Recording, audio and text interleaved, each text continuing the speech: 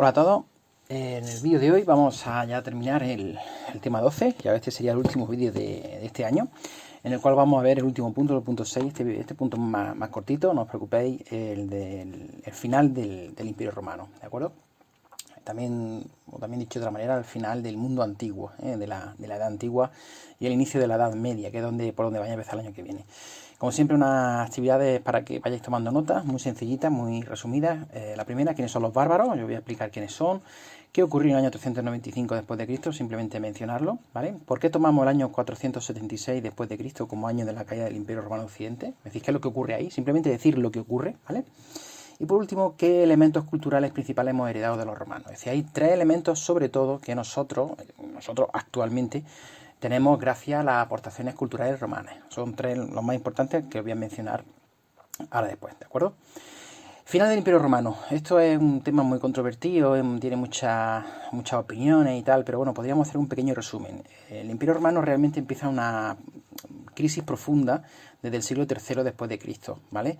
Una crisis que va relacionada con, por ejemplo, la escasez de mano de obra esclava, es decir, hay menos esclavos que en épocas anteriores, y claro, una economía que se fundamentaba en el trabajo esclavo, pues si no hay esclavos o hay menos, pues obviamente la economía puede entrar en crisis. No, había menos brazos para trabajar las minas, para extraer minerales, había menos brazos para trabajar el campo y todo eso conlleva una serie de falta de ingresos, una falta de desarrollo económico que puede desembocar, como ocurrió en el caso de Roma en este siglo, en el tercero después de Cristo, una serie de problemas financieros y una serie de revueltas sociales. ¿Por qué no había tantos esclavos? Pues básicamente por dos motivos. Primero, porque se deja de conquistar territorio, es decir, la expansión romana se ve frenada desde el siglo, finales del siglo II después de Cristo, ¿vale? Entonces ese suministro constante de esclavos se corta. Y luego también muchos esclavos, y esto tiene que ver mucho el cristianismo fomentó la manumisión de esclavos. La manumisión de esclavos, si os acordáis, era la liberación de esclavos, ¿vale?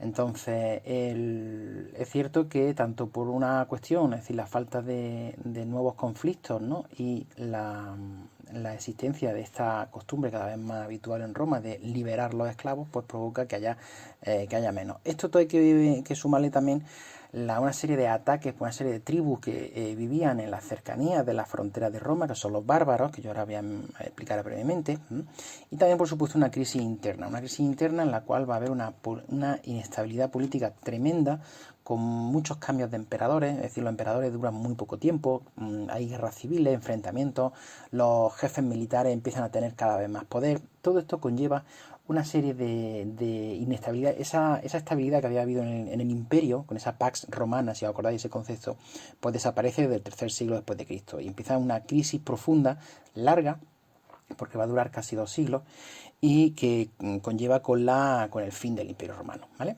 En estas circunstancias de crisis, en las finales del siglo IV, se establece una medida cuyo objetivo es intentar mejorar tanto la administración del imperio como la defensa. ¿Y qué es lo que se hace? Pues el emperador Teodosio lo que hace es dividir el imperio en dos partes, ¿de acuerdo? En el año 395, el emperador Teodosio lo que hace es dividir el imperio, ahora os pongo una imagen, en dos partes. Y surge el Imperio Romano de Occidente, que deja a cargo a su hijo Honorio. Lo de los nombres, lo de menos, pero bueno, esto es importante, lo de Occidente y Oriente es importante. Y el Imperio Romano de Oriente, que se lo deja a su hijo Arcadio. El objetivo de esto, aquí lo vemos, en el año 395, se divide el imperio.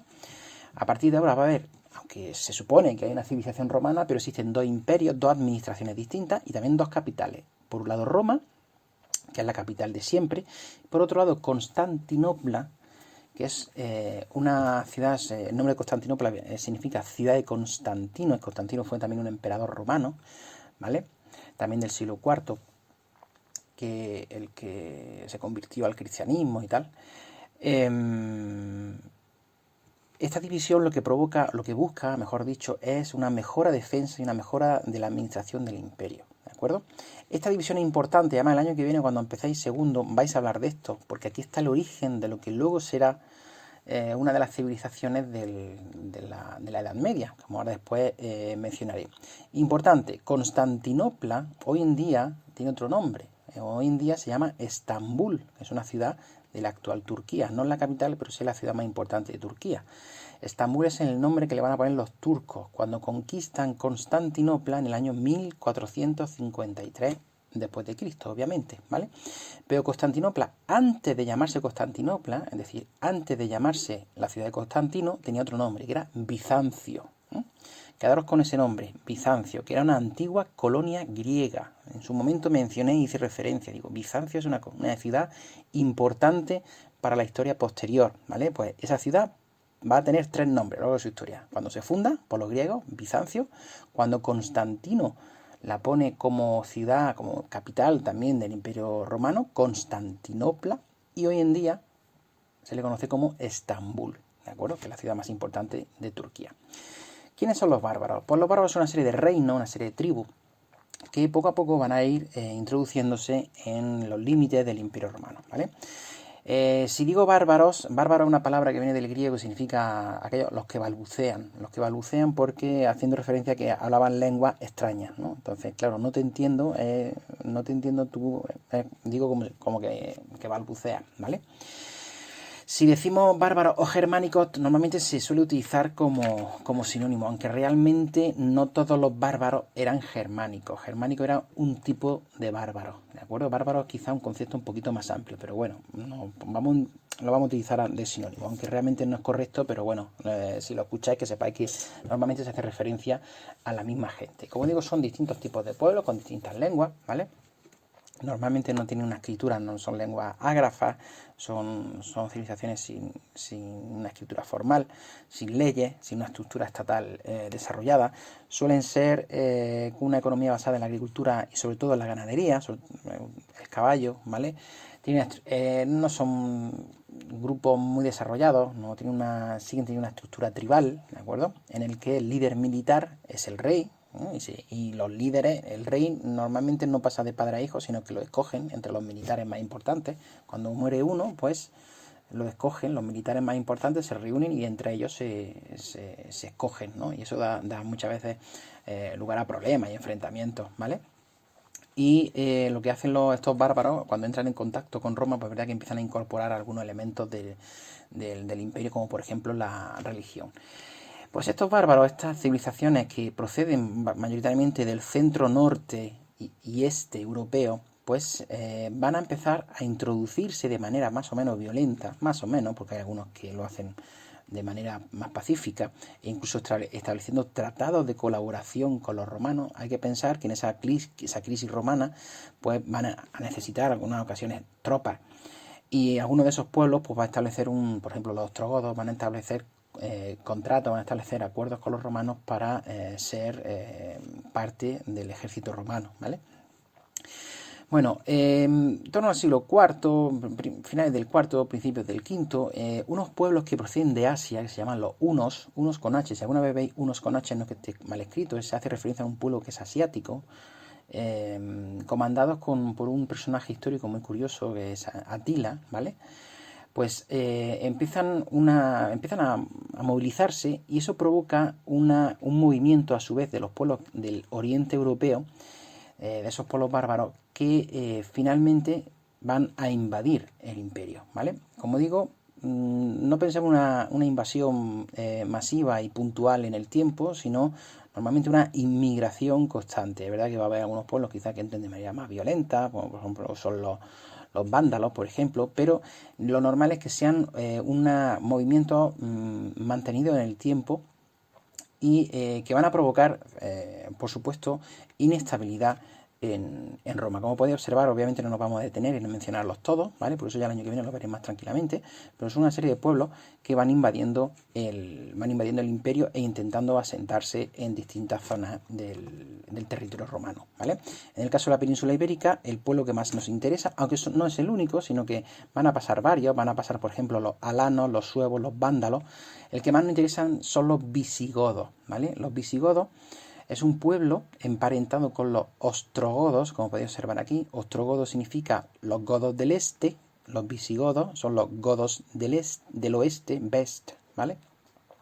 Y los visigodos se van a asentar en la península ibérica. También los suevos, los alanos van a pasar por aquí también, los vándalos también, pero lo importante de los visigodos es que se van a asentar aquí en la península e incluso van a fundar un reino que es importante para entender el inicio de la Edad Media en la península ibérica. De los visigodos, quedaros con ese nombre porque el año que viene lo vais a trabajar, ¿de acuerdo? Cuando habléis del inicio de la Edad Media en la península ibérica.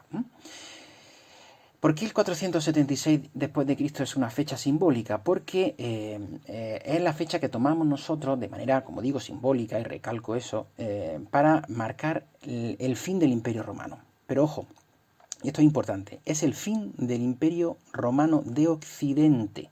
Recordamos que el Imperio Romano se había dividido en dos en el año 395, el de Occidente y el de Oriente.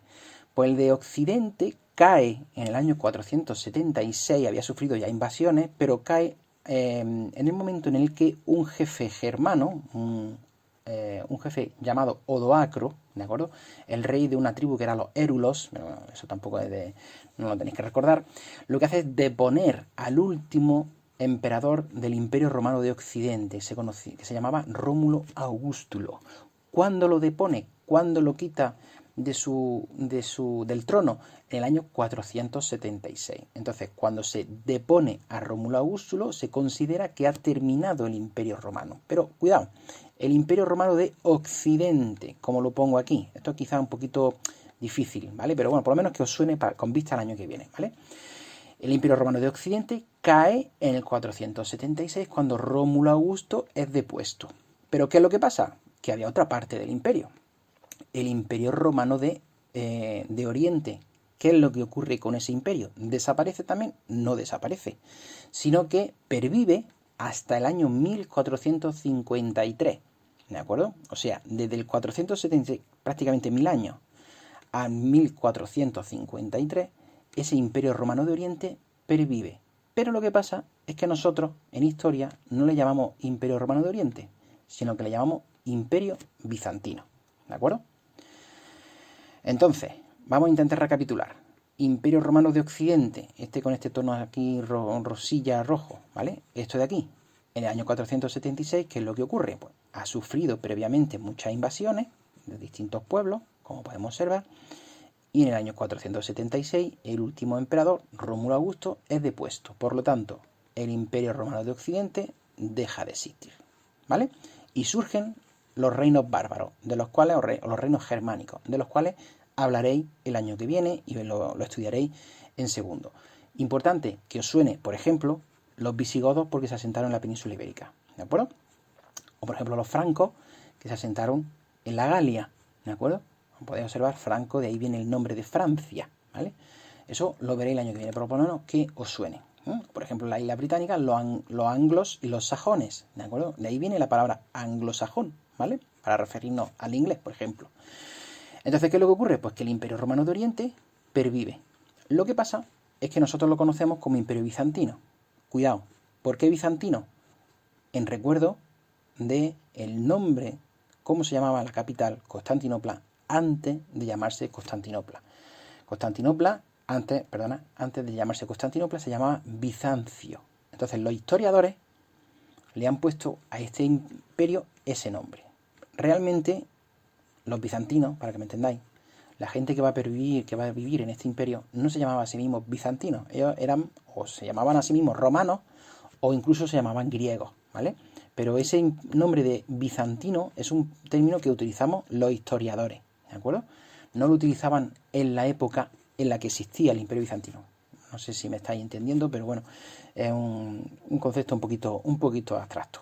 Entonces, ese Imperio Romano de Oriente va a pervivir durante un poquito más de 1000 años hasta que es finalmente conquistado por los turcos en el año 1453. Las fronteras de ese imperio van a cambiar mucho, ¿vale? Porque vais perdiendo territorio, pero va a pervivir, como digo, un poquito más de 1000 años. Y mientras tanto, el Imperio Romano de Occidente, como dije antes, cae no solo a mano de los germánicos, sino concretamente a mano de ese jefe militar, ¿vale? Que depone al último emperador de Roma, del Imperio Romano de Occidente. Simplemente como curiosidad para que os suene, el reino germánico que se asentó de mayor importancia en la península ibérica fue los visigodos, ¿de acuerdo? Proceden de lo que hoy es Ucrania más o menos, ¿vale? Y invaden el imperio. También por la península van a pasar, por ejemplo, los vándalos, los suevos que se van a asentar aquí, los alanos también, pero es el reino visigodo el que mayor importancia va a tener. Y va a estar asentado en la península ibérica durante 3 siglos, ¿vale? Hasta la llegada de los musulmanes. Todo esto lo vais a ver el año que viene. Los musulmanes, que sabéis que llegaron a la península ibérica, cuando llegan aquí, a quien se encuentra es el reino visigodo, ¿de acuerdo? A ver, los visigodos y en general los germanos son una pequeña minoría que van a convivir, cuidado, van a convivir con una población, por ejemplo, en nuestro caso, hispano-romana, de herencia cultural romana, ¿de acuerdo? Y sobre ellos van a gobernar los germanos. En nuestro caso, en la península ibérica, los visigodos. Todo esto para que os vaya sonando, ¿vale? ¿Qué es lo que da origen a esta caída del Imperio Romano de Occidente? Pues a que no solo cae el Imperio Romano de Occidente, sino que el año 476 lo tomamos como momento de la finalización de la Edad Antigua. Recordemos los periodos prehistoria e historia, y luego la historia se divide en Edad Antigua, en Edad Media, en Edad Moderna y en Edad Contemporánea. Pues la Edad Antigua termina, ¿de acuerdo?, en el año 476, aproximadamente. Como digo, tomamos esa fecha concreta como fecha simbólica. Cuando termina la Edad Antigua, cuando termina el Imperio Romano de Occidente, y se inicia una nueva etapa, que es la etapa que vais a ver, una de las etapas que vais a ver en la historia de segundo de la ESO, ¿vale? Que es la Edad Media. No me voy a detener porque se llama así ni nada de eso, ya lo veréis el año que viene, pero quiero que os quede claro que la Edad Media comienza con la caída del Imperio Romano de Occidente, ¿vale? Como podéis observar, ¿qué ocurre al principio y al final de la Edad Media? Pues que al principio cae el Imperio Romano de Occidente, se inicia la Edad Media y termina con otro momento también muy importante, que es el descubrimiento de América. Y otra serie de cuestiones que también las veréis el año que viene. No solo el descubrimiento de América, que como sabéis se produce en el año 1492. ¿De acuerdo? No me voy a detener mucho más en esto, ¿de acuerdo? Porque, como he comentado, se produce ese inicio de etapa. Vamos a volver al mapa anterior, ¿vale? Cuando cae el Imperio Romano de Occidente, realmente la civilización romana no desaparece. Cuidado, ¿vale?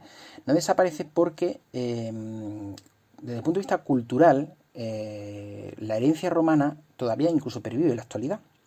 O dicho de otra manera, ¿qué es lo que hemos heredado nosotros en la actualidad, año 2020? ¿Qué es lo que tenemos nosotros gracias a los romanos? Y no me estoy refiriendo a los monumentos que dejaron, que eso también es obviamente muy importante, la influencia en el arte, por supuesto, que también lo hemos dicho, es muy importante, pero me estoy refiriendo a nosotros culturalmente. Ahora mismo yo estoy demostrando la herencia cultural romana que yo he recibido, por supuesto que sí.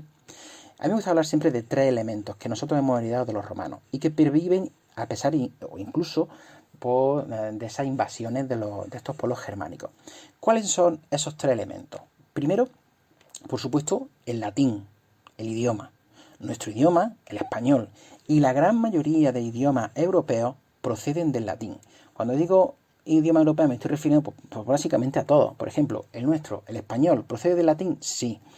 Otras lenguas cooficiales de España, como por ejemplo el catalán o el gallego, proceden del latín, también. El portugués procede del latín, también. El francés procede del latín, también. El italiano, y así podríamos seguir con otros muchos. El inglés incluso también procede del latín. La gramática inglesa es muy parecida a la gramática española, aunque muchas veces pensemos que es muy difícil, pero realmente la gramática española, siendo más difícil, son muy parecidas, ¿vale? Pues todo eso nos viene del latín, del idioma de los romanos. Junto al idioma existen otros 2 elementos que también me gusta hacer referencia. Uno es el derecho, es decir, las leyes, ¿de acuerdo? Mucha de nuestra legislación tiene su origen en Roma, ¿vale? Aparte de que el concepto de democracia, que es una aportación griega, nos viene a través también de la herencia romana. Si alguno tiene pensado estudiar la carrera de Derecho en un futuro, ¿vale? Pues que sepáis que hay alguna asignatura que se llama así, Derecho Romano. ¿Por qué se estudia? Pues porque muchas de las leyes que tenemos hoy en día, pues descienden, obviamente con una diferencia de muchos siglos, descienden de leyes y de tradiciones legales romanas, ¿vale? Y junto a eso hemos dicho el idioma, hemos dicho el derecho, también por supuesto la religión.